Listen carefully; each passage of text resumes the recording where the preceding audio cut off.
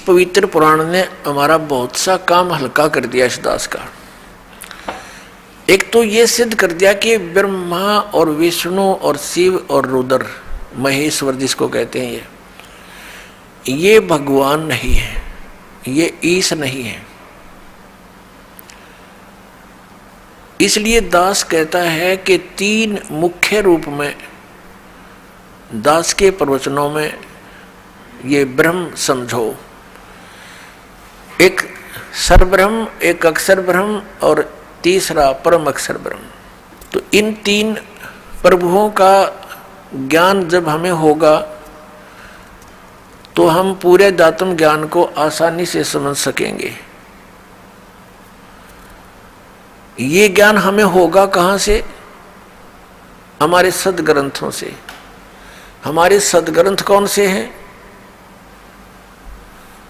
जैसा आपको अभी बताया, हमारे सदग्रंथ हैं, सदशास्त्र हैं, पवित्र पांचों वेद, ऋग्वेद, सामवेद, अथर्ववेद और यजुर्वेद, और पांचवा वेद सूक्ष्म वेद जो परमात्मा स्वयं आकर ज्ञान देता है। और ये हिंदू धर्म के गुरुजी बताते हैं पांचवा वेद महाभारत है। पांचवा वेद महाभारत, ये इनकी अपनी सोच है। ये पांचवा वेद महाभारत नहीं है। वैसे तो कितने वेद बना लो, ज्ञान अपनी मर्जी से, जैसे बोध माने ज्ञान ही होता है। 18 बोध 18 ज्ञान ये पुराण है। 18 बोध अलग हैं और उनमें से एक बोध पुराण है, और पुराणा के फिर 18 विभाग हो गए। इस प्रकार हमने इस तत्व ज्ञान को समझना है। प्रसंग चला है कि परमात्मा की प्राप्ति के लिए हम इतना कठिन प्रयत्न करते हैं। प्रत्येक मानव ये मानता है कि कोई शक्ति है जो हमें सुखी कर सकती है, कोई ऐसी पावर है। तो उसकी उस समर्थ शक्ति को किसी ने तो अपने हिसाब से किसी देव को मान लिया कि ये समर्थ शक्ति है, दूसरे ने मान लिया ये ऐसी समर्थ शक्ति है, ये है पूर्ण परमात्मा, किसी ने किसी को। तो ये निर्णय कहाँ से होगा कि पूर्ण परमात्मा कौन है? जैसे आपके समक्ष श्री ब्रह्मा जी रजगुण, श्री विष्णु सतगुण, श्री शिव जी तमगुण, ये तो रिजेक्ट होगी, ये गॉड नहीं है, ईश नहीं है, क्योंकि इन्हीं के इतिहास में लिखा है, इनके पिता ने बोला है, सदाशिव ने कह दिया। ठीक है, अब ये सदाशिव कौन है? ये कहता मेरा एक ओम अक्षर है। ओम अक्षर किसका है? ब्रह्म का। तो ये ब्रह्म ही सदाशिव रूप में प्रकट हो गया। जैसे गीता ज्ञान देते समय इसने अपना वास्तविक रूप दिखाया श्री कृष्ण से बाहर निकल के, और इतना लंबा चौड़ा ऊपर तेज बहुत घना इसके शरीर में, और इसके भयंकर रूप को देखकर अर्जुन जैसा योद्धा भी कांप रहा है और कह रहा है कि भगवान आप तो देवताओं को भी खा रहे हो, सिद्धों की सिद्ध भी आपके, ऋषि भी आपके सामने मंगल कामना कर रहे हैं, आप किसी को नहीं बख्श रहे हैं। तो 11वें अध्याय के 32वें श्लोक में कहता है कि मैं काल हूँ भाई और अब प्रवृत्त हुआ हूँ। श्री कृष्ण काल नहीं थे। श्री कृष्ण जी ने पहले कभी अपने आप को काल नहीं कहा, बाद में कभी उसने काल नहीं कहा, और उनके पास आकर के सब ग्वाल बाल गोपिकाएं तथा पशु पक्षी भी प्यार पाते थे। तो श्री कृष्ण काल नहीं थे, ये काल था श्री कृष्ण यानी विष्णु जी के पिताजी, जो इनको भी यहाँ अज्ञान से परिपूर्ण करके रोके हुए हैं। अपनात्मा उस कौन से परमात्मा की हम भक्ति करें, इसका निर्णय हमारे सदग्रंथों में। सदग्रंथ आपको बता दिया, ये पांचों वेद और इन 4 वेदों का निष्कर्ष संक्षेप श्रीमद् भगवत गीता में इस ब्रह्म ने ही बोला है, जो अभी विष्णु और ब्रह्मा जी को कह रहा था कि तुम ईश नहीं हो, तुमने अपने आप को ईश मानकर, कर्ता मानकर बहुत भारी गलती की है, बड़ा अचरज किया है। असंभव बात की है तुमने, कही है तुमने, तो ये भगवान नहीं है, ये तो क्लियर हो गया। और ये गीता ज्ञान दाता यही है, ब्रह्म है, सरपुरुष है, श्री कृष्ण में प्रवेश करके बोलता है। ये स्वयं कभी किसी के समक्ष नहीं आता, इसने प्रतिज्ञा कर रखी है। श्रीमद् भगवत गीता अध्याय नंबर 7 के श्लोक 24 और 25 में यही गीता ज्ञानता था, ये ब्रह्म, ये काल, सदाशिव जिसको कहते हैं, ये कहता कि मैं कभी किसी के समक्ष अपने वास्तविक रूप में नहीं आता। मुझ अव्यक्त को यह व्यक्तिम आपनम मनन्ते, ये बेबुद्धि के लोग, मंदबुद्धि के व्यक्ति मुझे श्री कृष्ण मान रहे होंगे व्यक्ति रूप में प्रकट। आई एम नॉट कृष्ण, मैं अपनी योग माया से छुपा रहता हूँ, मैं कभी किसी के समक्ष नहीं आता। ये मेरा अनुत्तम एक नियम है, घटिया नियम है और अविनाशी अटल नियम है कि मैं कभी अपने वास्तविक रूप में, जो ये मेरा रूप है, असली मैं काल हूँ, मैं किसी के समक्ष नहीं आता। तो ये कहता है कि मुझे ये कृष्ण मान रहे हैं, मैं कृष्ण नहीं, मैं गुप्त अपने कार्य जो करता हूँ, मेरे कर्म और जन्म अलौकिक हैं। श्रीमद् भगवत गीता अध्याय नंबर 4 के श्लोक नंबर 5 और 9 में इसने स्पष्ट किया है। इसके जन्म और कर्म अलौकिक कैसे हैं, ये अभी आने वाले समय में आपको बताएंगे। यहाँ प्रसंग चल रहा है कि 3 पुरुष हैं। अब साथ में एक कंसेप्ट और क्लियर करना पड़ेगा कि कौन से सदग्रंथ हैं जिनको हम प्रमाणिक माने। जैसे उपनिषद हैं, कोई कठोर उपनिषद है, कोई मांडुक्य उपनिषद है।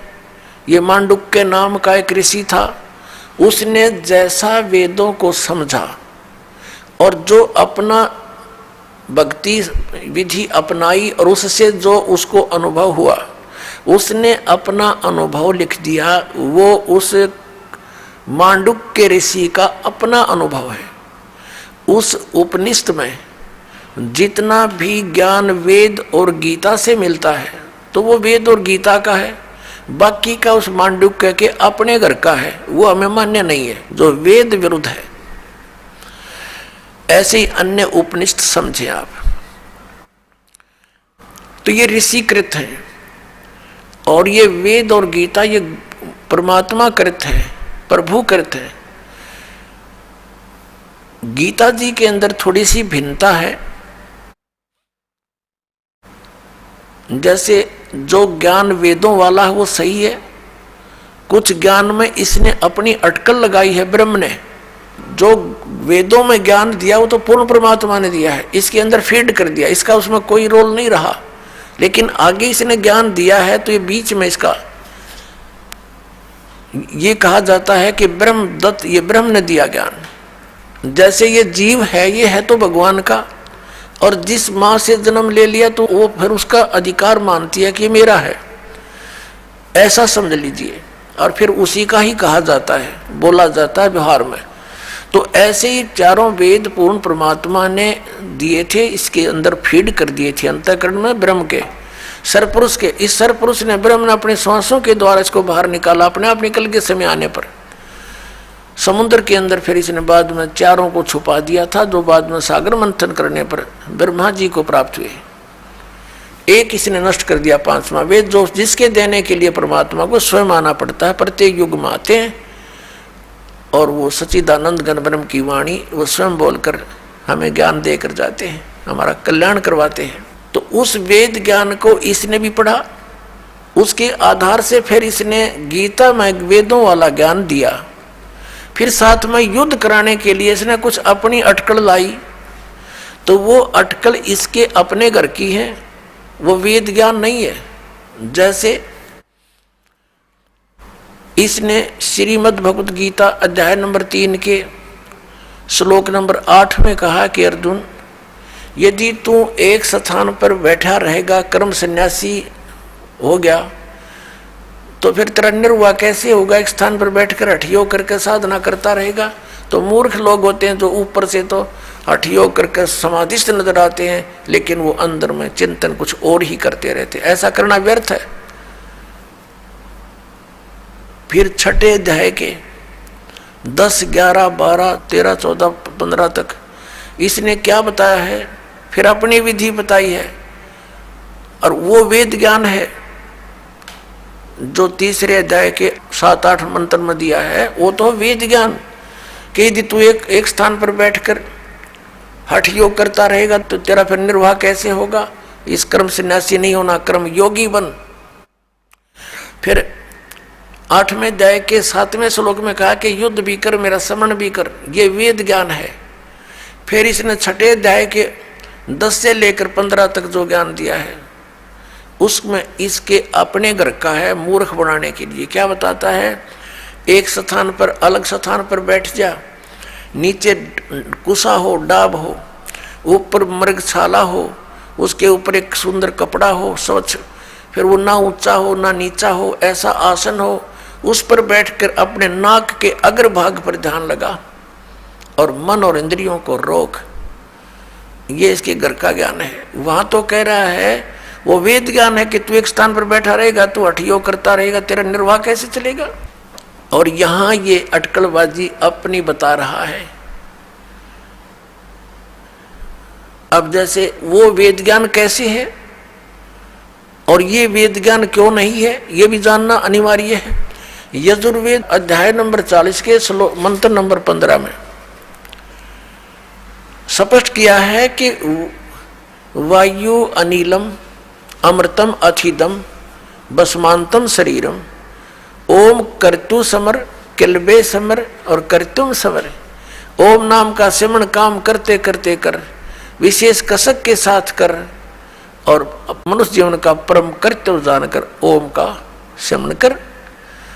ऐसे ही सूक्ष्म वेद में कहा है परमेश्वर ने, नाम उठत नाम बैठत नाम सोवत जागवे, नाम खाते नाम पीते नाम से ती लागवे।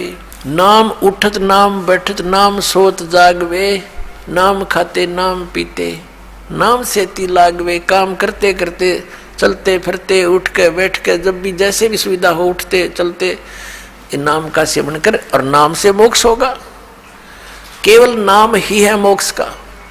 बाकी जो अन्य साधनाएं हैं, जो हठ योग आदि हैं, वो मोक्ष मार्ग नहीं है। उससे अन्य उपलब्धियां होती हैं जो मोक्ष मार्ग में सहयोगी नहीं, बाधक होती हैं। उसे सिद्धियां आ जाती हैं, प्रभुता बन जाती है। फिर वो भगवान स्वयं प्रभु बन जाता है, प्रभु को भूल जाता है, उसका दुर्भाग्य होता है। तो इसलिए हमने वही क्रियाएं करनी चाहिए जिससे हमारा मोक्ष हो, हमें मोक्ष प्राप्ति हो। अब यहाँ प्रसंग चल रहा है, हम उसी पर आते हैं कि जो वेदों वाला ज्ञान श्री भगवद गीता में है वो बहुत ज्यादा है। थोड़ी सी अटकल है इसकी अपनी। तो इसकी अटकल कैसी है? जैसे दूसरे अध्याय के 37 और 38 में एक बार तो कहता है कि अर्जुन तू सब लाभ हानि को भूल जा और युद्ध कर ले, और फिर तुरंत लाभ और हानि याद दिला रहा है कि यदि तू युद्ध में मारा गया तो स्वर्ग की प्राप्ति होगी, और यदि युद्ध में जीत गया तो तू पृथ्वी का राज भोगेगा, तेरे दोनों हाथों में लड्डू।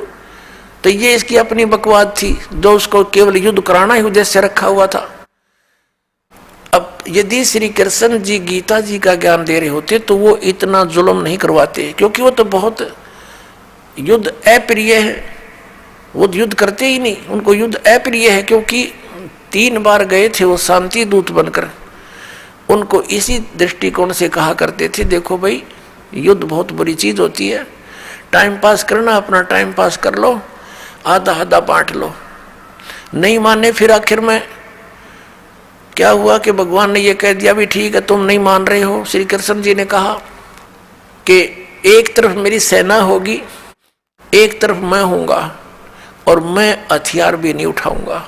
क्या वो महापुरुष?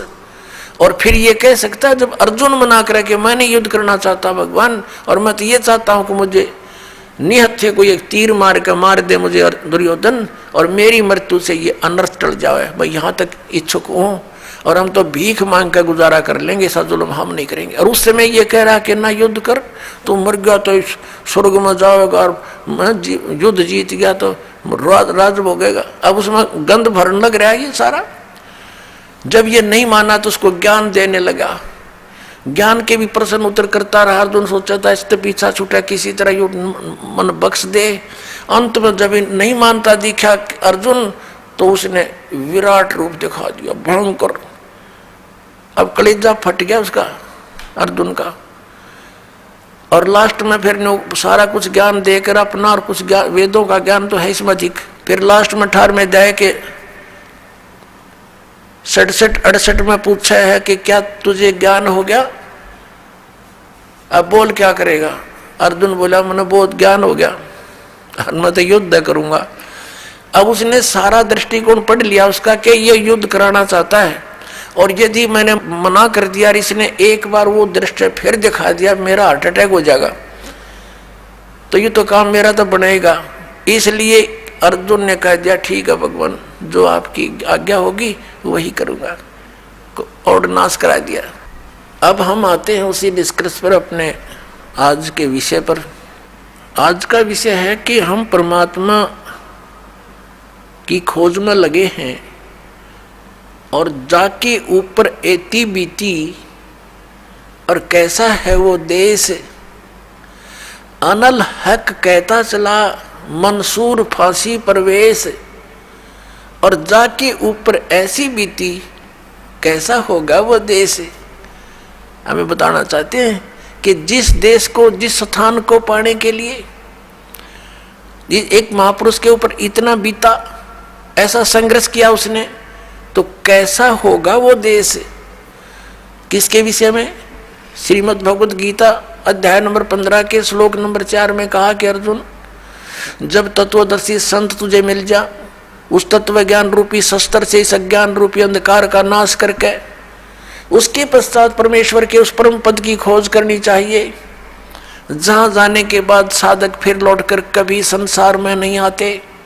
और जिस परमेश्वर ने सर्व ब्रह्मांडों की रचना की है, संसार रूपी वृक्ष की प्रवृत्ति जिससे विस्तार को प्राप्त हुई है, भावार्थ है कि जिसने सारे ब्रह्मांडों की, सब प्राणियों की, सबकी उत्पत्ति की है, और मैं उसी की शरण हूँ, केवल उसी की भक्ति करनी चाहिए। गीता ज्ञानदाता स्पष्ट कर रहा, अपनी भक्ति तो उसने बता दी अलग से 8वें अध्याय के 13वें श्लोक में कि मेरा ते कोम अक्षर है, नथिंग एल्स। इसकी भक्ति करने से ब्रह्मलोक प्राप्ति होगी, वो परम गति है। वहां जाने के बाद भी फिर वापस आना होगा, ब्रह्मलोक में गए हुए प्राणी भी वापस आते हैं। और गीता ज्ञानदाता दूसरे अध्याय के 12वें श्लोक में, और चौथे अध्याय के 5वें श्लोक में, और 9वें श्लोक में, 10वें अध्याय के दूसरे श्लोक में गीता जी में कहता है कि अर्जुन, तेरे और मेरे बहुत जन्म हो चुके हैं, तू नहीं जानता, मैं जानता हूं। मेरे कर्म और जन्म अलौकिक है। इसे सिद्ध होगा कि इस गीता ज्ञानदाता कहता 8वें अध्याय के 13वें श्लोक में, ओम इति एकाक्षरम ब्रह्म व्यवहारण माम अनुसमरण ये परियाति तजमदेहम स याति परमाम गतिम। मुझ ब्रह्म का केवल एक ओम अक्षर है, नथिंग एल्स। जैसा आप जी ने शिव महापुराण में अपनी आंखों देखा था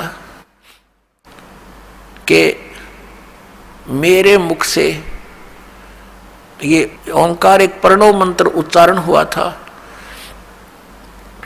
और ये एक अक्षर हो गया इन ए उ में बिंदु नाद से मिलकर इन 5 अवयों से एकीभूत होकर के ये एक अक्षर हो गया, ओम अक्षर हो गया। तो गीता अध्याय नंबर 8 के श्लोक नंबर 13 में, गीता अध्याय नंबर 8 के श्लोक नंबर 13 में ये वही कह रहा कि ओम इति एकाक्षरम ब्रह्म व्यवहारण माम अनुसमरण ये प्रियाति तदम सयाति प्रमाम गतिम। मुझ ब्रह्म का यह एक ओम अक्षर है, नथिंग एल्स।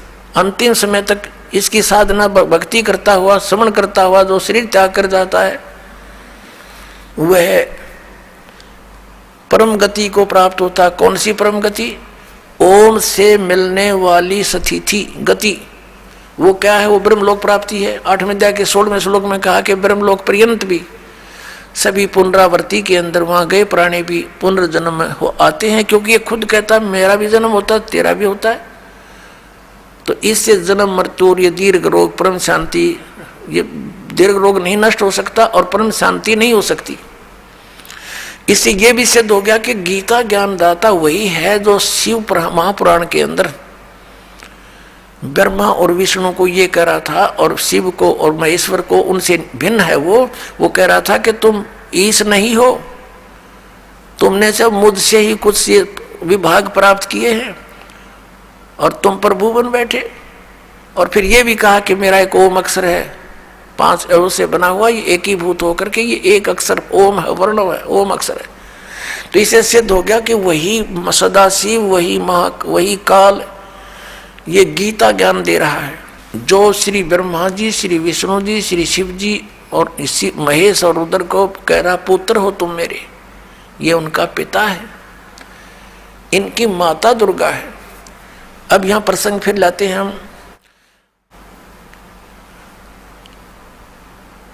कि कैसा है वो देश। कहते हैं अनल हक कहता चला, मंसूर फांसी परवेश, जाके ऊपर ऐसी बीती, कैसा होगा वो देश। जिसके ऊपर ऐसा शीश भी दे दिया, टुकड़े टुकड़े हो गया, तो कैसा होगा वो देश। उसके विषय बता है गीता ज्ञानदाता कहता 18वें अध्याय के 62वें श्लोक में कि अर्जुन तू सर्वभाव से उस परमेश्वर की शरण में जा, उस परमेश्वर की कृपा से ही तू परम शांति को और सनातन परम धाम को प्राप्त होगा। ओए होए,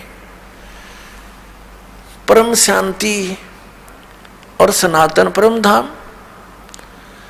सनातन परम धाम जो सदा रहने वाला, शाश्वतम स्थानम, मूल पाठ में लिखा है शाश्वतम स्थानम। शाश्वत माने सदा रहने वाला, अविनाशी, और स्थान को, धाम को, लोक को, वो स्थान उसको प्राप्त होगा और वहां परम शांति होगी। इससे सिद्ध है गीता ज्ञान दाता से कोई अन्य है वो प्रभु, वो परमेश्वर, जिसकी शरण में जाकर सत साधना करने से, जिसकी साधना करने से वो परम शांति हो सकती है और वो स्थान प्राप्त हो सकता है जहां जाने के बाद साधक फिर लौटकर कभी संसार में नहीं आते। वो गीता ज्ञानदाता से अन्य है, भिन्न है। अब पुण्यात्माओं, हमारे जो पवित्र सदग्रंथ हैं वो कौन से हैं जिससे हमें निर्णय हो कि हु इज गॉड, परमात्मा कौन है, हु इज ही गॉड, वह परमात्मा कौन है। उस परमेश्वर की शरण में जाने के लिए गीता ज्ञानदाता कह रहा है उस परमेश्वर की शरण में जाओ, वह परमेश्वर कौन है और कहाँ प्रमाण है और उसकी साधना का मंत्र कौन सा है और किसको सत्य माने। श्रीमद् भगवत गीता अध्याय नंबर 16 के श्लोक नंबर 23 और 24 में कहा है, अर्जुन जो शास्त्र विधि को त्याग कर मनमाना आचरण करते हैं उनको न तो सुख हो, न उनकी गति हो और न ही उनको कोई सिद्धि प्राप्त हो सकती, अर्थात यूजलेस, व्यर्थ। फिर 24वें श्लोक में कहा कि अर्जुन इससे तेरे लिए कर्तव्य और अकर्तव्य की व्यवस्था में शास्त्र ही प्रमाण है। शास्त्रों में वर्णित विधि अनुसार ही साधना करेगा, उसी ज्ञान पर आरूढ़ रहेगा तो तुझे लाभ होगा, अन्यथा कोई लाभ नहीं। अपने आत्मा पवित्र हिंदू धर्म के धर्म गुरु आदरणीय शंकराचार्य जी माने जाते हैं। आदि शंकराचार्य जी जिसने ये 4 मठों की स्थापना की, उसके पश्चात फिर अन्य सुयोग्य शिष्यों को उस पर स्थापित करके स्वयं 32 वर्ष की आयु में आदि शंकराचार्य जी सवधाम चले गए थे। अब उन धर्म गुरुओं ने क्या बताया है हमारे को? उन्होंने हमें बताया है कि श्री ब्रह्मा जी, श्री विष्णु जी, श्री शिव जी ये अजरो अमर हैं, ये सर्वशक्तिमान हैं।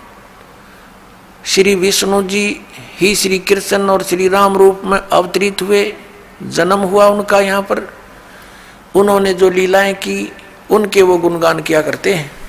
और फिर उनसे कोई पूछता है, जैसे पूछा ही करते थे हम भी पहले, प्रश्न करते थे क्या रजगुण ब्रह्मा जी, सतगुण विष्णु, तमगुण शिव जी हैं?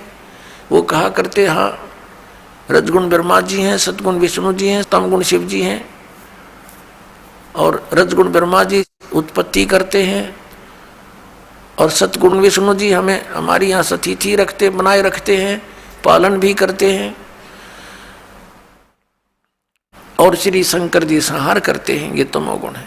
तब उनसे प्रश्न किया करते कि श्री ब्रह्मा जी, श्री विष्णु जी, श्री शिव जी ये किसकी भक्ति करते हैं? वो उत्तर देते थे कि भगवान विष्णु और शंकर श्री राम की भक्ति करते हैं। कोई कहता है कि श्री शंकर जी के आराध्य देव विष्णु जी हैं, कोई कहते हैं श्री विष्णु जी के आराध्य देव शंकर भगवान हैं, ये इन्हीं की पूजा करते हैं। और यहाँ तक कहते थे कि राम तो शिव जी की भक्ति करता है, शिव जी श्री राम की भक्ति करता है। इसको उहाबाई का ज्ञान कहते हैं।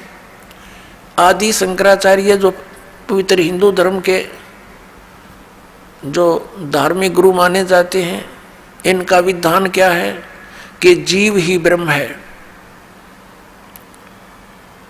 अयम आत्मा ब्रह्म, अहम ब्रह्मास्मि, तत्वमसि, प्रज्ञानम ब्रह्म, ये इनके चारों मठों के एक एक वाक्य हैं। और यही वाक्य उपासना के हैं, मोक्ष मार्ग बताते हैं ये। और ये भी कहते हैं कि ये चारों वाक्य उपनिषदों से लिए गए हैं।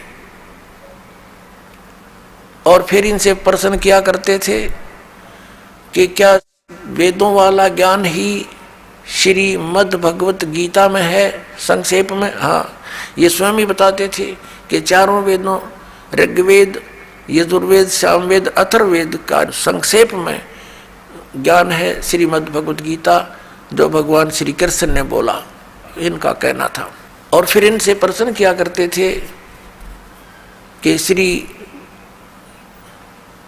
मद् भगवत गीता के अंदर जो वर्णित विधि है, हमें मोक्ष मार्ग बताइए। तो ये क्या बताया करते, गीता जी का पाठ करो नित्य, मोक्ष मार्ग बताते हैं ये, गीता जी का पाठ करो नित्य, एक अध्याय जितना भी कर सकते हो तुम्हारा मोक्ष हो जाएगा।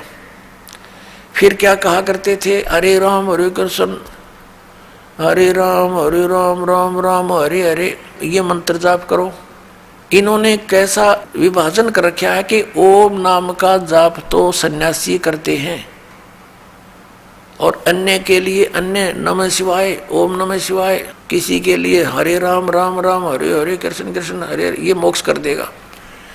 पुण्यात्माओं, एक तरफ तो इन शंकराचार्यों जी का मानना है कि जीव ही ब्रह्म है, और दूसरी तरफ ये कहते हैं श्री कृष्ण भगवान स्वयं, कृष्ण श्री कृष्ण भगवान है स्वयं, श्री राम भगवान स्वयं। और फिर उदाहरण देते हैं कि एक समय जिस समय द्रौपदी का चीरहरण हो रहा था, तो भगवान ने द्वारका से दौड़कर आकर उसकी लाज रखी। फिर उदाहरण देते हैं कि जैसे एक बार गज और ग्रहा यानी मगरमच्छ लड़ रहे थे, गज ने भगवान को पुकारा, भगवान नंगे पैरों दौड़ के आया, उसकी रक्षा की। और फिर ये भी उदाहरण देते हैं, ये बोले समाज को, अपने अनुयायियों को कहते हैं कि भगवान कैसे दयालु हैं कि श्री रावण को अंगद भी मार सकता था, हनुमान भी मार सकता था, लेकिन वो अपने हाथों से मारकर उनका उद्धार करना चाहते थे, उनको परम गति देना चाहते थे। ऐसे ही कंस को भी अपने हाथों से मारकर उसको परम गति दी, क्योंकि भगवान के हाथों से मरने से परम गति हो जाती है। अब पुण्यात्माओं, ये कोई बात हो इनकी? ये कोई ज्ञान है? कोई आधार है इनके ज्ञान का? एक तरफ तो कह रहे हैं जीव ही ब्रह्म है, तुम ब्रह्म, तुम स्वयं ही परमात्मा है। जैसे एक उदाहरण देते हैं, ये इनके इतिहास को दास ने पढ़ा, इनके सदग्रंथों को देखा, उदाहरण दे रखा है कि एक व्यक्ति, एक शिष्य गया गुरुजी के पास कि मैं किस देव की, किस भगवान की उपासना करूं, मुझे उसका ज्ञान कराइए। तो गुरुदेव ने बताया कि तू खुद ही भगवान है, तू ही परमात्मा है, तू अज्ञानता से अपने आप को जीव समझ रहा है, बस वो भगवान बन गया, उसको ज्ञान हो गया शिष्य को। वाह भाई वाह, कितना सिंपल, कितना साधारण से ज्ञान हो गया। और फिर ये मंत्र जाप करते, हरे राम राम राम कृष्ण कृष्ण हरे हरे। फिर ये किस लिए? जब तुम ही जीव ही परमात्मा है, फिर ये किस लिए कर रहे हो? ये कीर्तन किसका कर रहे हो? भगवान का। भगवान तुम राम को भी मानो, श्री कृष्ण को भी भगवान मानो, और विष्णु जी भी भगवान, शंकर भी भगवान, नारायण भी भगवान थारे। और फिर नो के जीव ब्रह्म, और ब्रह्म को कहते हो तो सर्वव्यापक है, निराकार है, यानी आत्मा को कहते हैं कि ये आत्मा ही सर्वव्यापक है और परमात्मा कोई नहीं, जीव ही ब्रह्म है। फिर नो कहें कि उसका गज की रक्षा के लिए, हाथी की रक्षा के लिए भगवान दौड़े दौड़े आए। देख, सिर पैर नहीं इनके ज्ञान का। ये तो ऐसी कथा है इनकी जैसे एक दादी माँ अपने पोत्र पोत्रियों को शाम के समय सुलाते समय कथा सुनाया करती। एक बुढ़िया कथा सुना रही थी, बच्चे सो नहीं रहे थे रात्रि के समय। कह रही थी, बेटा एक मकान पर एक भूतनी बैठी थी, प्रेतनी, लंबे लंबे दांत थे, मोटी मोटी आंखें थी और पीछे से पैर मुड़े हुए थे, उसके घुटनों से पीछे ऐसे बैठी थी, उसके पैर काम नहीं करते, मुड़े हुए थे। और जो बच्चे रात्रि के समय देर तक जागते हैं ना, उनको उठाकर दौड़ जाती है। अब बच्चे कहने लगे, दादी माँ जिसके पैर मुड़े हुए हों वो दौड़ेगी कैसे? तो बुढ़िया कहती है, सो जा सो जा, हाउ आ जाएगा। अब बच्चे पूछते हैं, वो हाउ कैसा होता है? कि तुम ही तो हाउ हो, सर दर्द कर रखा, पड़ जाओ।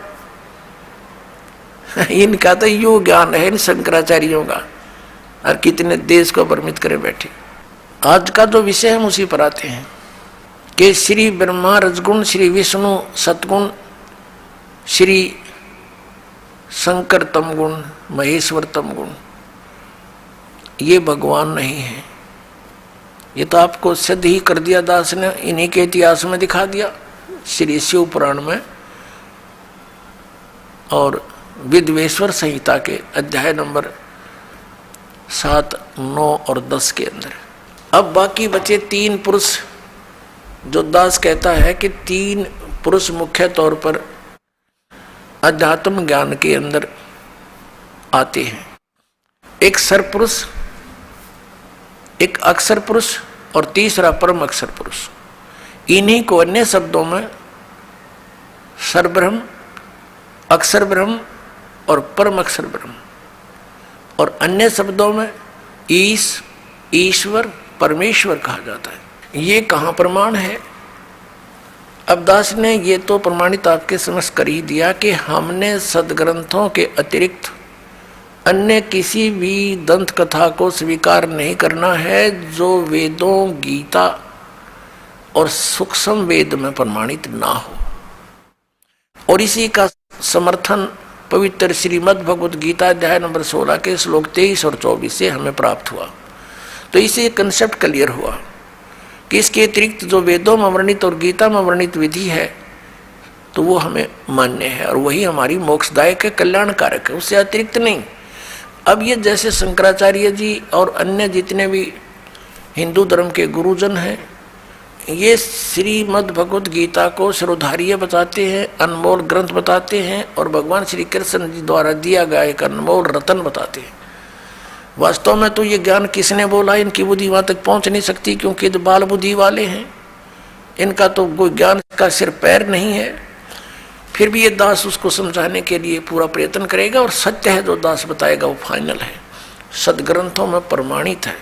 अब ये जाप करते हैं हरे कृष्ण हरे राम, और कई तरह देरा देशाम मिला दे, या ओम नमः शिवाय, और बाकी का आपको बताई दिया कि अयम ब्रह्म, अयम आत्मा ब्रह्म, या आत्मा ही ब्रह्म है। बता फिर क्यों डले ढो रहे हो, जब आत्मा ही ब्रह्म है तो बैठो आराम से, तो कुत्ते की आत्मा ही ब्रह्म है, फिर तो सैर से पट्टे करती फिर हवा। अरे हम यहाँ बुरा हाल हुआ पड़ा है, अज्ञान के कारण हम ऐसे आप दंत कथा बना बैठे, ना वेद ज्ञान और न इनके पास कोई अन्य शास्त्र से परिचित, ये अपना दंत कथा बना रखी है। अपने आत्मा श्रीमद् भगवत गीता में जो विधि वर्णित है भगवान के स्मरण की, उसके अतिरिक्त जो नाम जाप किए जाते हैं वो शास्त्र विधि को त्याग कर मनमाना आचरण है, वो यूजलेस है। हरे राम हरे कृष्ण कृष्ण कृष्ण हरे हरे ओम नमः शिवाय आदि ये मंत्र व्यर्थ हैं। और बाकी ये ओंकार रंकार ज्योति निरंजन सतनाम आदि ये 5 नाम है, ये व्यर्थ है। अकाल मूर्त शब्द स्वरूपी राम सतपुरुष ये व्यर्थ नाम है, ये मोक्षदायक नहीं है, ये उपमात्मक नाम है। उस सतपुरुष को तो हमने पाना है, उस अकाल मूर्त को तो पाना है जिसके गुण गाए जा रहे हैं, उसकी विधि प्रोसीजर अलग है उस परमेश्वर के पाने का। जैसे जमीन में जल है, पृथ्वी के अंदर जल है, तो जल पानी नीर जल पानी नीर कहते रहो, लेकिन वो मिलेगा कैसे वो जल पानी नीर, उसका प्रोसेस न्यारा है, उसका प्रोसीजर अलग से है। हैंड पंप लगाया जाता है और तब वो जल पानी नीर मिलता है। ऐसे अकाल मूर्त सर्व स्वरूपी राम सतपुरुष परम अक्षर ब्रह्म जिसको हम खोज रहे हैं, उसके पाने की वे ऑफ वर्शिप सदग्रंथों से ही लेनी है, किसी की दंत कथा लोक वेद से नहीं लेनी। श्रीमद् भगवत गीता में 8वें अध्याय के 13वें श्लोक में लिखा है कि ओम इति एकाक्षरम ब्रह्म व्यवहारण माम अनुसमरण ये परियाति तजन देहम स याति परमाम गतिम। गीता ज्ञानदाता कहता मेरा एक ओम मंत्र है, एक अक्षर ओनली, एक ओम अक्षर है, नथिंग एल्स, और इससे वो परम गति होगी जो ओम से हो सकती है। ओम से कौन सी होगी? ब्रह्म प्राप्ति, ब्रह्म लोक प्राप्ति। और ब्रह्म लोक में गए हुए प्राणी भी पुनरावृत्ति के अंदर है। ये खुद कहता अर्जुन तेरे और मेरे बहुत जन्म हो चुके, गीता ज्ञानदाता कहता है तू नहीं जानता मैं जानता हूं। तो ओम वाली गति भी श्रेष्ठ नहीं है। इसलिए 7वें अध्याय के 18वें श्लोक में गीता ज्ञानदाता ने कहा है कि ये सभी ज्ञानी आत्मा है तो उद्धार परमात्मा के लिए समर्पित हैं, लेकिन ये मेरे वाली अनुत्तम गति में ही आश्रित हैं। ये मेरे ओम नाम से मिलने वाली जो परम गति ब्रह्म लोक प्राप्ति है वहां तक जाने के ही साधना तक सीमित है। वहां गए हुए प्राणी भी फिर जन्म मृत्यु में आएंगे, इनको परम शांति नहीं हो सकती। परम शांति के लिए तो उसने कंसेप्ट क्लियर कर दिया है 18वें अध्याय के 62वें श्लोक में कि अर्जुन तू सर्वभाव से उस परमेश्वर की शरण में जा, उसकी कृपा से ही परम शांति को और सनातन परम धाम को प्राप्त होगा। मेरे साधना से तुझे वो गति नहीं हो सकती जिससे परम शांति और सनातन परम धाम यानी सतलोक प्राप्त हो जाए। उसके लिए इसने कंसेप्ट क्लियर कर दिया है कि मैं नहीं जानता, उसके लिए तत्वदर्शी संतों को खोजो। 4थे अध्याय के 34वें श्लोक में। और तत्वदर्शी संत की पहचान भी बता दी है 15वें अध्याय के 1 श्लोक में कि ऊपर को जड़ वाला, ऊर्ध्व मूलम अधः शाखम अश्वत्थम प्रायो अवम छंदासी यस्य पर्णानि यह तम वेद स वेदवित। ऊपर को जड़ और नीचे को तीनों गुण रूपी शाखा वाला। श्रीमद् भगवत गीता अध्याय नंबर 15 के श्लोक नंबर 1 का निष्कर्ष दास बता रहा है कि ऊपर को तो जड़ समझो, उस संसार रूपी वृक्ष की और नीचे को शाखा है। 15वें अध्याय के दूसरे श्लोक में स्पष्ट कर दिया कि ये तीनों गुण रूपी शाखा, रजगुण ब्रह्मा, सतगुण विष्णु, तम गुण शिव जी। अब यहाँ केवल हिंट दिया गीता ज्ञानदाता ने, इसका कोई विस्तृत ज्ञान नहीं दिया। उसके लिए ऑप्शन छोड़ दिया कि तत्वदर्शी संत बताएंगे, और फिर पहचान बता दी। तत्वदर्शी संत कौन होगा? वो तत्वदर्शी संत की क्या पहचान है कि जो इस उल्टे लटके हुए संसार रूपी वृक्ष के सभी विभाग बता देगा। स वेदवित, वह वेद के तात्पर्य को जानने वाला है, वो तत्वदर्शी संत है। तो ये ज्ञान परमात्मा ने स्वयं आकर के 600 वर्ष पहले उस परम अक्षर ब्रह्म ने अपने मुखारविंद से बोलकर कबीर वाणी में उस 5वें वेद में, सूक्ष्म वेद में बोला था। उस कबीर परमात्मा ने, उस धाणक कबीर ने, जुल्हाए कबीर ने, वो परम अक्षर ब्रह्म है, उन्होंने बोला था अक्षर पुरुष एक पेड़ है, निरंजन यानी सरपुरुष वा की डार, और तीनों देवा शाखा हैं, ये पात रूप संसार। ये ज्ञान परमात्मा ने 600 वर्ष पहले दिया था। देखिएगा, ये उल्टा लटका हुआ संसार रूपी वृक्ष जानो। परमेश्वर कबीर देव जी ने, कबीर साहब ने, परम अक्षर ब्रह्म ने 600 वर्ष पहले ये ज्ञान दिया था कि अक्षर पुरुष एक पेड़ है और सरपुरुष वा की डार और तीनों देवा शाखा हैं, ये पात रूप संसार। जो जमीन से बाहर दिखाई देता है वो हिस्सा पेड़ कहलाता है, वृक्ष कहलाता है, और जड़ें गुप्त होती हैं, प्रोक्ष होती हैं, अनविजिबल होती हैं, लेकिन होती हैं। तो परमात्मा ने स्वयं आकर के ये ज्ञान बताया था कि इस संसार रूपी वृक्ष के सब पार्ट्स बताए थे। अक्षर पुरुष एक पेड़ है, ये तना समझो, ये अक्षर पुरुष है, क्योंकि इसके ऊपर फिर सब शाखाएं और टहनी और पत्ते और फल लगते हैं। तो अक्षर पुरुष समझो, तना है उसका। कबीर गॉड गिवन ज्ञान है ये सूक्ष्म वेद। कबीर अक्षर पुरुष एक पेड़ है, निरंजन इसको सरपुरुष भी कहते हैं, वह की डार, और तीनों देवा, रजगुण ब्रह्मा, सतगुण विष्णु, तमगुण शिव जी, ये शाखा हैं, और पात रूप संसार। ये तना है अक्षर पुरुष,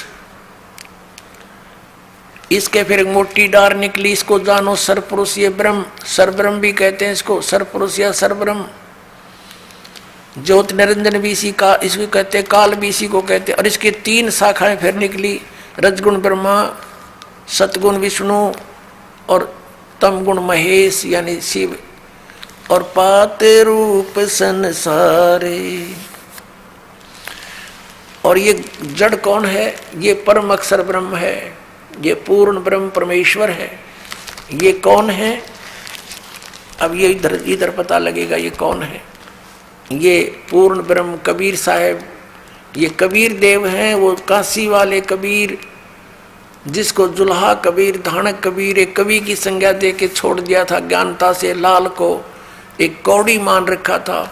इस दास ने इस लाल को परखा है और आपके सामने रखा है। अब यहाँ प्रसंग आया है कि जो उल्टे लटके हुए संसार रूपी वृक्ष के सर्व विभागों को भिन्न भिन्न बता देगा। स वेदवित, वो वेद के तात्पर्य को जानने वाला है, वो तत्वदर्शी संत है। अब तत्वदर्शी संत की भूमिका करने के लिए स्वयं परमेश्वर आते हैं, सचखंड से चलकर आते हैं, सतलोक से, तीसरे मुक्ति धाम से, उस ध्रुवलोक के तीसरे पृष्ठ पर परमात्मा स्वयं विराजमान है, एक देशीय है, साकार है, मनुष्य दृश्य है, और वहां से वो गति करके सह शरीर आते हैं और यहाँ अपनी अच्छी आत्माओं को मिलते हैं, उनको तत्व ज्ञान समझाते हैं, क्योंकि वो इन अज्ञानी ऋषि महर्षि नाचार्यों से अज्ञान ग्रहण किए हुए होते हैं। उनको फिर ये तत्व ज्ञान दिखाते हैं, अपनी सतिथि से परिचित कराते हैं, सचखंड सतलोक ले जाकर वापस छोड़ते हैं, अपना गवाह बनाते हैं। फिर वो संत उस परमेश्वर के द्वारा प्राप्त ज्ञान और आंखों देखे उस पूरे ब्रह्मांडों को, सतलोक को, फिर अपनी वाणी में ढोल के डंके पर आवाज लगाकर सुनाते हैं, कहते हैं कि कबीर इज गॉड, धानक रूप रहा करतार।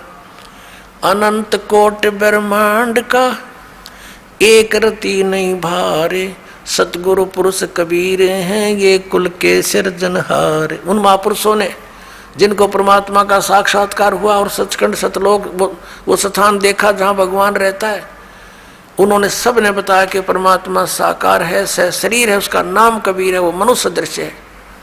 और ये वही परमात्मा काशी के अंदर धानक रूप जुल्हा रूप में प्रकट हुए थे और तत्व ज्ञान देकर चले गए थे।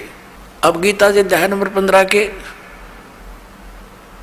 श्लोक नंबर 1 में स्पष्ट हो गया कि तत्वदर्शी संत वो होगा जो इस संसार रूपी वृक्ष के सभी पार्ट्स को, सभी विभागों को भिन्न भिन्न बतावे।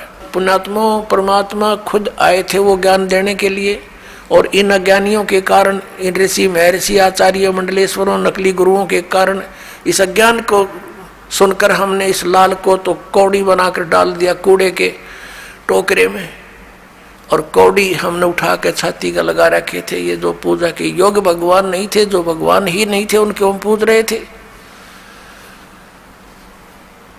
इसी 15वें अध्याय के 1 से लेकर 4 का निष्कर्ष है कि अक्षर पुरुष एक पेड़ है, निरंजन वा की डार, तीनों देवा रजगुण ब्रह्मा सतगुण विष्णु तम गुण शिव जी ये शाखा है, और पात रूप संसार हम नीचे हैं, हम पात रूप में। और परमात्मा मूल कौन है? वो परमाक्षर ब्रह्म है।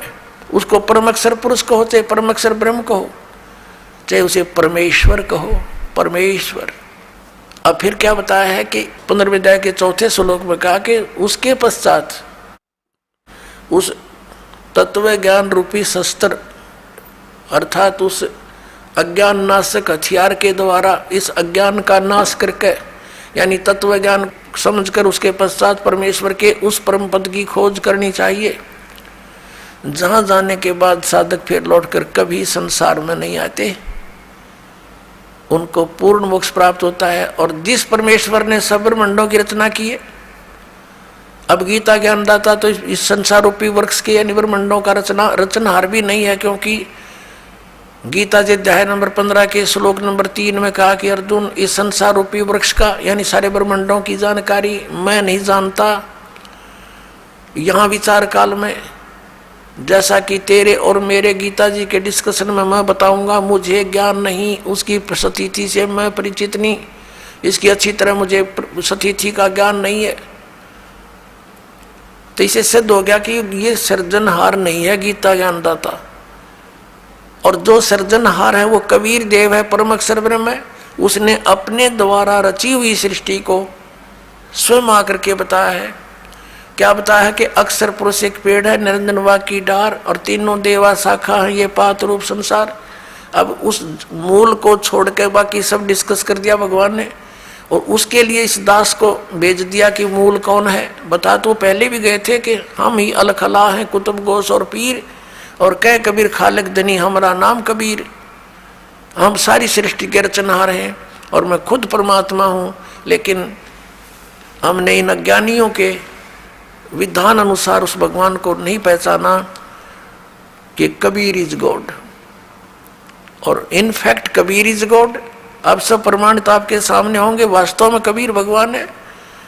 तो पुणात्मा हमने भगवान चाहिए, और सदग्रंथों में प्रमाणित वही भगवान जो हमारे सदग्रंथ वेद और गीता जो बताती है, उसमें जो प्रमाण है वही गॉड। उसके लक्षण मिलते हैं वो भगवान, वो गॉड, और उससे लक्षण नहीं मिलते तो गॉड नहीं है। तो फिर हमने उसकी आवश्यकता क्या है? तो गीता जी अध्याय नंबर 15 के श्लोक नंबर 16 और 17 में 3 पुरुष बताए, एक सरपुरुष, दूसरा अक्षर पुरुष, और तीसरा परम अक्षर पुरुष। अब गीता जी अध्याय नंबर 8 के श्लोक नंबर 1 में अर्जुन ने पूछा कि भगवान, गीता ज्ञानदाता से पूछा कि आपने 7वें अध्याय के 29वें श्लोक में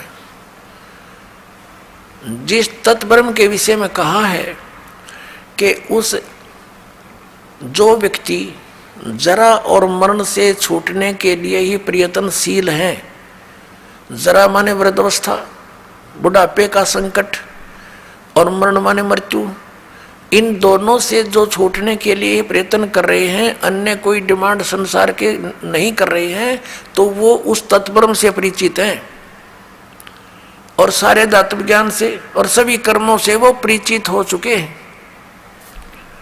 तो अर्जुन ने पूछा 8वें अध्याय के प्रथम मंत्र में कि किम तत्ब्रह्म, किम अध्यात्म, किम कर्म पुरुषोत्तम, क्योंकि वो तो पुरुषोत्तम मान रहा था उसने श्री कृष्ण को। कौन? अर्जुन। तो उसने पूछा कि फिर वो कौन है तत्ब्रह्म?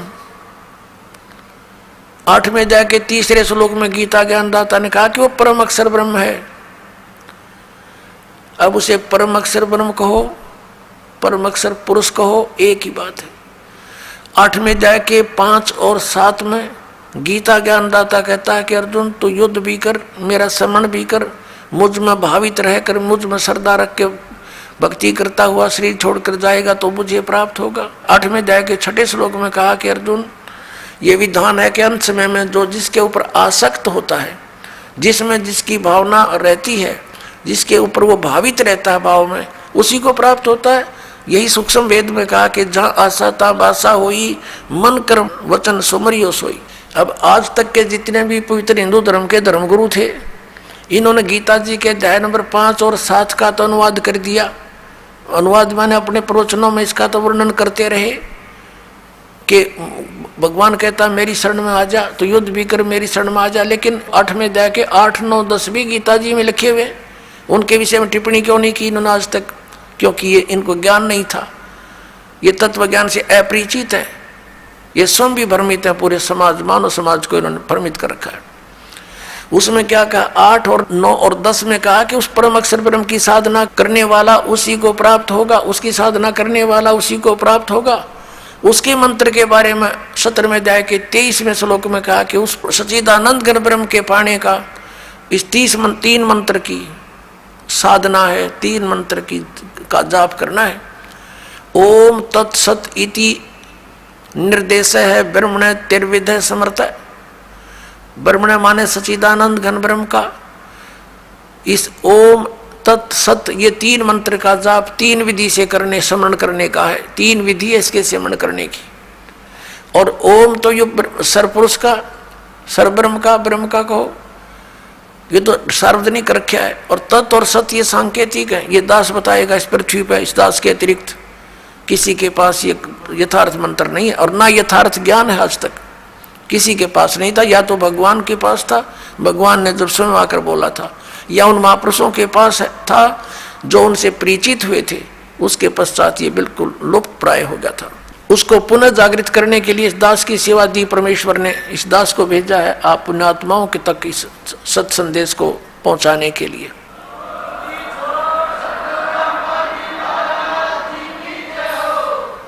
अब यहाँ 17वें अध्याय के 23वें श्लोक में 3 मंत्र का जाप है परम अक्षर ब्रह्म का। तो 8वें अध्याय के 8, 9, 10 श्लोक में कहा है कि उस तत्वदर्शी संत से वो कोड वर्डों में लिखे हुए यथार्थ मंत्र प्राप्त करके जो उस परमेश्वर परम देव पुरुष की यानी परमेश्वर की साधना करता है, परम अक्षर ब्रह्म की, तो अंत समय में भक्ति के बल से उस मंत्रों के जाप की साधना की शक्ति से उसको प्राप्त हो जाता है। उस परमात्मा को प्राप्त करके फिर दोबारा संसार में नहीं आते, उनका जन्म मृत्यु सदा के लिए समाप्त हो जाता है। गीता ज्ञानदाता अपनी साधना और अपनी स्थिति से तो स्वयं परिचित करा रहा, अपनी गति से भी, कि अर्जुन तेरे और मेरे बहुत से जन्म हो चुके, तू नहीं जानता मैं जानता हूँ। इसे सिद्ध है कि गीता ज्ञानदाता के की भक्ति साधना से परम गति नहीं हो सकती। इसलिए 7वें अध्याय के 18वें श्लोक में गीता ज्ञानदाता अपनी गति को यानी ओम नाम से होने वाली परम गति को अनुत्तम कह रहा है कि अश्रेष्ठ है, व्यर्थ है।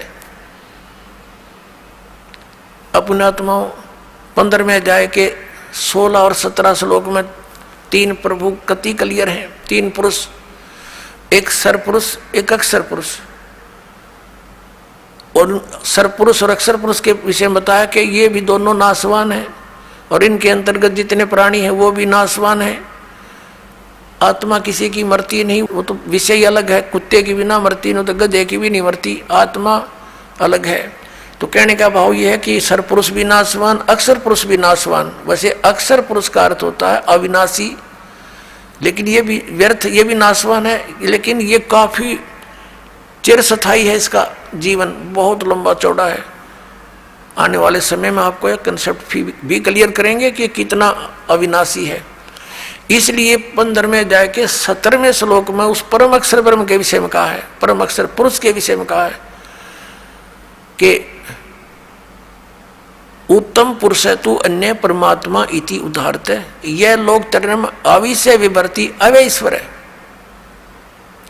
उत्तम पुरुष यानी श्रेष्ठ परमात्मा, प्रभु तो कोई अन्य है। ऊपर 15वें अध्याय के 16वें श्लोक में वर्णित सरपुरुष अक्षर पुरुष से कोई अन्य है और है, और वही परमात्मा कहलाता है। परमात्मा माने भगवान, श्रेष्ठ आत्मा।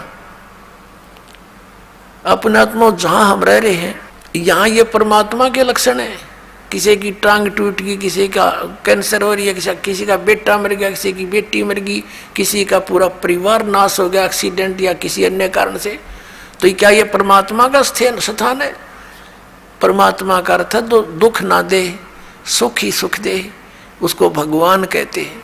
तो यहाँ लिखा है कि वो तीसरे नंबर का जो परम अक्षर ब्रह्म है, परम अक्षर पुरुष है, वो है वास्तव में भगवान, वो परमात्मा कहा जाता है।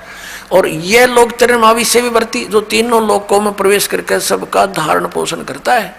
जैसे संसार रूपी उल्टे लटके हुए वृक्ष की जड़ें ऊपर हैं, यानी वो परम अक्षर ब्रह्म है, ऊपर तीसरे मुक्ति धाम में रहता है, ध्रुवलोक के तीसरे पृष्ठ पर विराजमान है, वहां रहता है। और वहां से वो जड़ समझो सारे संसार की, उससे सब उत्पत्ति हुई है, वही सबका धारण पोषण करता है। जैसे वृक्ष को जड़ से मूल से ही आहार प्राप्त होता है, सब पूरे पेड़ का पालन जड़ से ही होता है, मूल से होता है। तो वो मूल तो परम अक्षर ब्रह्म है, उसको परम अक्षर ब्रह्म कहो, परम अक्षर पुरुष कहो। और तना यो अक्षर पुरुष है, और उसके बाद डार जो है वो सर पुरुष है, ये ब्रह्मा विष्णु महेश का पिता। और उसके फिर 3 पुत्र हैं, 3 शाखा है उसकी, उस डार की, रजगुण ब्रह्मा, सतगुण विष्णु, तमगुण शिव जी। और उससे आगे फिर ये यहाँ के जितने भी जीव हैं वो लटके हुए हैं। तो ये कंसेप्ट क्लियर हो गया कि इस भक्ति मार्ग के अंदर ये 3 पुरुष हैं, सरपुरुष, अक्षर पुरुष और परम अक्षर पुरुष।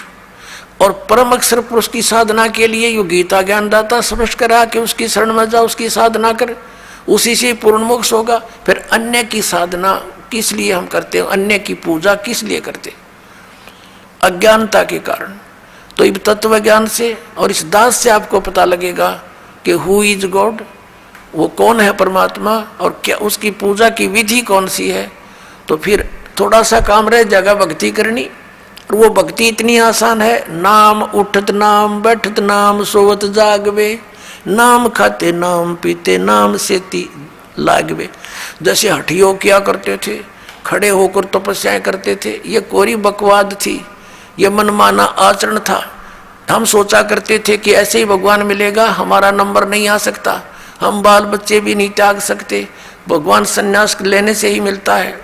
ये अज्ञानता से हमारी सोच थी। अब तत्व ज्ञान की रोशनी से हमें ज्ञान हो गया कि वो तो डरे डोया करते। उसके विषय में कहा कि डंब करें डूंगर चढ़े। डंब, डंब माने पाखंड करते हैं, ऊंचे स्थान पर जाकर बैठ जाते हैं, नुआसन पदम लगा कर, धूना लगा कर, चमटा गाड़ गए कि दूर तो दिखा किसी ने महात्मा बैठा है। और हमने सोचा करते भाई यूं मिला कर भगवान, अज्ञानता के कारण।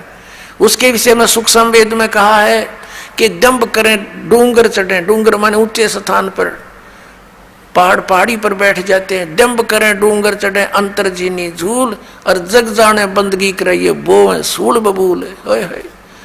जनता ने सोचे ये भक्ति कर रहा है तो बबूल के सूल बोल किकर के कांटे वो रहा अपने अगत में, क्योंकि साधना शास्त्र विरुद्ध है। तप से राज राजमद मानम, जन्म तीसरे सुकर स्वानम।